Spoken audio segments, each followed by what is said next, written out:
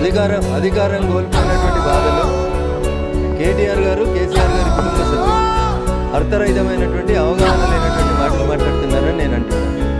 ఎందుకంటే ఒక హాస్పిటల్లో పొరపాటున ఎక్కడైనా జరుగుతుంది, ఇన్సిడెంట్ జరగలేదని నేను అంటలేదు. మొత్తం 5 నెలల్లోనే ఏదో మార్పు జరగాలి. 10 ఏళ్లలో మీరు ఏం చేయలేని అసమర్థులు. మీరు కొత్తగా వచ్చిన వాళ్ళని 5 నెలల్లో ఏదో జరగాలి అని చెప్పి ఏదో ఊహించుకుంటే బేసికల్గా జరుగుతున్న పొరపాటు ఎక్కడ, పునాదులు వేయడంలో జరిగిన పొరపాటు ఎక్కడ అనేది చూడండి. 10 సంవత్సరాల్లో తెలంగాణ బంగారు తెలంగాణ అయిపోయింది, అంతా అయిపోయింది అనే మీరు పోయి ప్రగతి భవన్ సెక్రటరియట్లు పెద్ద వందల కోట్లతో కట్టినప్పుడు మరి 10 ఏళ్లలో మీరు కట్టిన అవకాశాలనే డాక్టర్లు లేకపోయారు. ఎందుకు జరుగుతూ ఉన్నాయి మరణాలు? దీని మీద మాట్లాడకుండా రోజు ఏదో ఒకటి విమర్శించాలనుకోవడం మంచి పద్ధతి కాదు రాజకీయాల్లో. ఒకటి.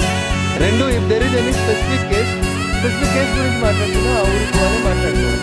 రైతుల ఆత్మహత్యలు మీ కాలంలో 10 ఏళ్ళు ఆగింది.